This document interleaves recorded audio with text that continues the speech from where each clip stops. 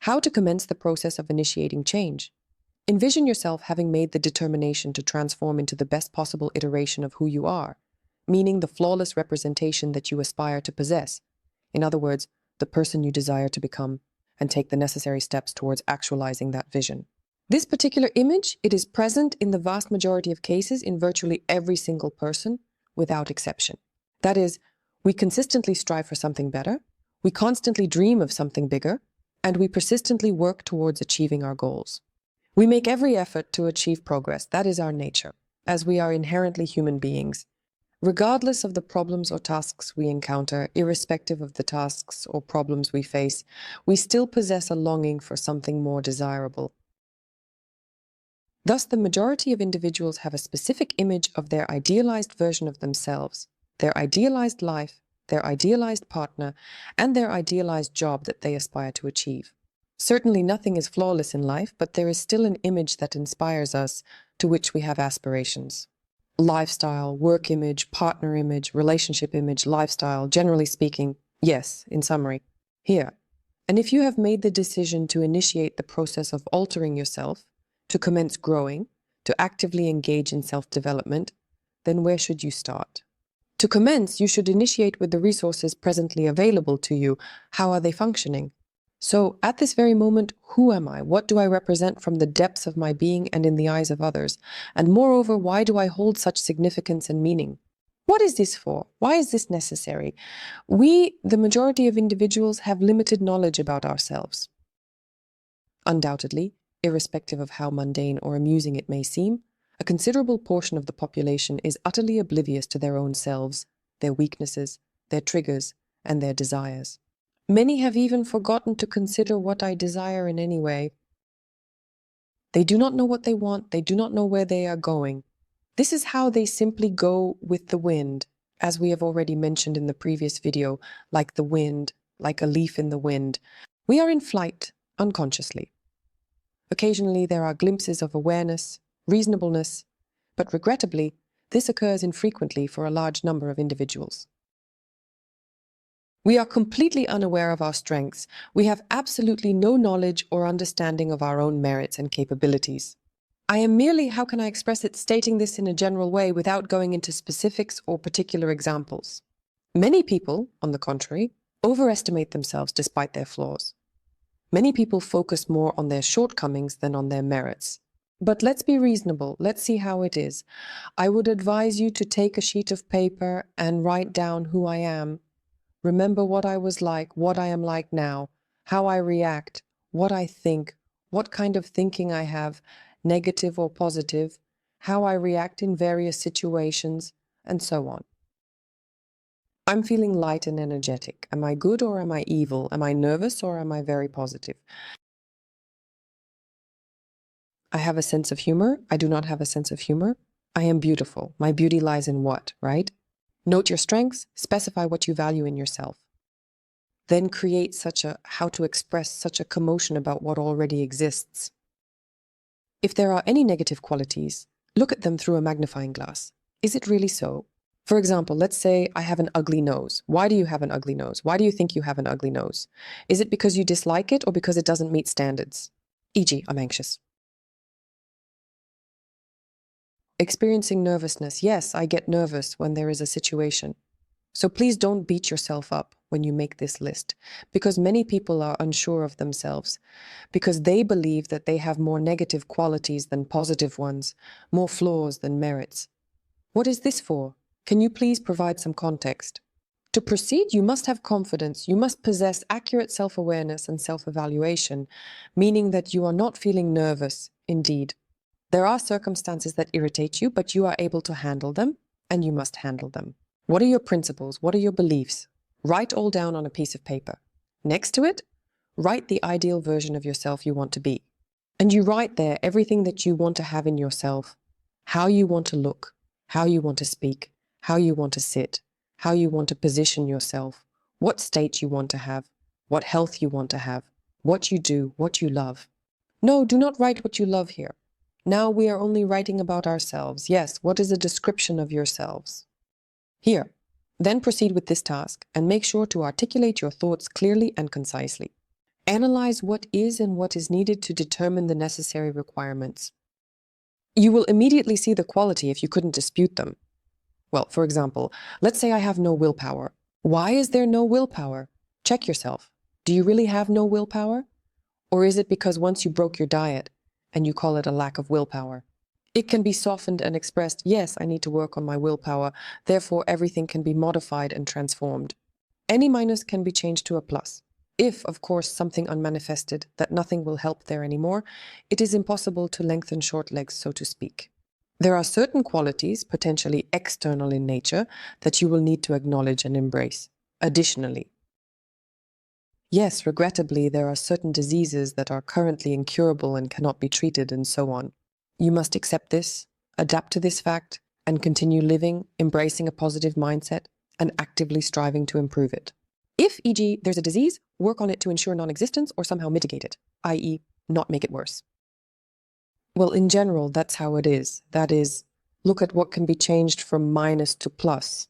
For instance, I am fat, so can you lose weight, right? I see myself, the perfect image, thin, slim, and in shape. Well, not bad, slim, yes, with a beautiful figure. So, what do you need for this? To do this, of course, I am not a supporter of strict diets. I just think that you need to eat healthy food and follow the rules. They can be found online. Now there is ample literature on proper nutrition, and various diets exist, including keto diets, along with separate nutrition as per Herbert Shelton. I myself adhered to it for some time. It really works. It heals, it's a diet, it heals, and at the same time you lose weight very correctly for a long time and without harm to health. To put it differently, on the flip side, health actually improves in this particular case or situation. And I naturally am not a proponent of such extremely restrictive diets. I used to adhere to them previously, and I was not particularly fond of the outcome. So you quickly gain weight after that, and stomach problems, and in general, that's it. Okay, you'll figure it out. You'll figure it out. You'll find it. Generally, I hope you got the principle, right? So you need a good, healthy diet. Choose a diet. How does this new perfect version feed itself? What does she buy at the supermarket? Imagine it. Yes, at this very moment, I currently possess pizza, chips, and all sorts of incomprehensible chemical junk in my buffet, for instance, and so forth. Change this. How is a healthy person? How does he eat? What does he have in the fridge? Look at the web. Again, lots of info on the net. It won't be hard. Next, sport. What do we do for sports? If there's an opportunity, for example, yes, you go to the gym. If not, you can even do it at home. You have the ability to always find time if there is a desire, and desire needs to be born, as they say. Desire needs to be born within oneself. That is, everything that a person achieves, everything is born, first of all, in the mind. As we have already mentioned regarding thoughts. Furthermore, if it resonates with you, if you have the desire for good health, then everything will go according to plan, just as you have envisioned and anticipated. It will proceed as scheduled. Next, let's assume I have an issue with self-esteem. My self-esteem is currently at a low level. Again, self-esteem, what is it? We don't value or love ourselves, so we don't accept ourselves as is. Because here I possess a full list at the bottom. For instance, I'm like this, I'm like that, I have an unsightly nose, I have scanty hair, I speak unattractively there, I become embarrassed there, and so on and so forth and so on. Why low self-esteem? Because this column in your picture about yourself is extremely negative and detrimental. Here to state that, for instance, oh no, if you believe, truly contemplate yourself, that you, for instance, yes, you are not very intelligent. No affirmations, e.g., yes, I am smart, smart, smart in front of the mirror, saying to yourself 100 times, won't believe it. So this is how our brain is structured. We have a need for evidence. Yes, we have a need for weighty reasons that will convince us. That is this certain strong belief inside our brain that, for example, yes, I am somehow different from others. And this belief shapes our perception of ourselves and the world around us. You will need to convince your own brain that this is not the case. That is, find concrete evidence to support this notion. If you do not consider yourself excessively intelligent, then involve yourself in self-education, for instance, enroll in some courses. Identify areas where you, for instance, have a very good understanding of the subject matter. For instance, certain individuals possess a knack for mathematics, a mindset inclined towards math. They excel in this area, but when it comes to literature and creativity, they lack the same level of proficiency. Someone, conversely, is more into creativity, but it's challenging with math and exact sciences. It is normal. For instance, I've never liked math and exact sciences. I'm more drawn to literature, poetry, creativity, etc. I don't suffer from it or feel any distress. I acknowledge the reality of its existence. I'm not fond of this math, I always have. I simply detested it. But I don't think it's my fault. I am unable to live without it. However, I engage in activities that I am passionate about. As a result, within every negative circumstance, there exists a potential for something positive to emerge. Good grain, or you can transform every negative into a positive. That is, there would be a desire to participate in self-improvement, take care of oneself, and ultimately initiate the process of changing one's life and oneself. If there is a necessity for it, or if there is a longing for it. This is presently applicable to individuals who wish to enhance, desire to expand, and firmly believe that there are still untapped areas for growth and improvement. So, from the list where you actually are, make sure to tidy up nicely and take some time to think carefully about your choices, decisions, and actions. Try to find beliefs. If, for example, there is a negative belief, try to find evidence that it is incorrect. If it doesn't work, as I said, in order for our brain to perceive it as reality, we need evidence. Yes, I do have evidence. 2 + 2 - 4. Same here. Here I am intelligent because I am truly skilled at this. I am smart because of this. Find evidence that you are a very intelligent and capable person. I am confident that you can accomplish it. Sense of humor, sense of humor. The sense of humor of someone is inherent, one could argue, inherent talents. In fact, I think a sense of humor is liberation. This is when a person feels free, so there are no internal clamps. Furthermore, I have a light-hearted attitude towards life, which allows me to find humor in everything and derive pleasure from every experience that comes my way. So I am happy, I am having fun. Here it turns out 2 in 1. First of all, it is our body. People, for example, are shackled. It is very difficult for them to joke. It is very difficult for them to tell jokes and so on because, firstly, everything is tense inside them. There are some physical blocks, clamps. Again, this is related to self-confidence. If a person is not confident in himself, it will simply be very difficult for him to tell a joke or make fun of, amuse the company, because first of all, everything is there. Inside screams, I am not good enough, I am not funny enough. Yes, not only am I lacking in humor, but I also have a deficiency in a good sense of humor. So this is repaired. This. Forgot. Okay, never mind. In general, these are clamps in the body, as well as when a person takes life very seriously. That is, he is about to go to the dark side. Remember about the negative and the positive, okay? Someone sees more white sides, someone sees more black sides, like on a zebra, right? White spots, white stripes, black stripes, also with humor, for example, yes? In each and every situation, you can always find something funny. In a multitude of situations, you can always find something humorous. If you commence thinking, if you concentrate on it is funny, it is interesting, it is pleasant, then humor will simply start to awaken and emerge within your being. Simultaneously, there should be ease and relaxation of the body. This is highly important and boosts self-esteem, because when you are tense, the ligaments, as it turns out, the larynx, they also experience contraction.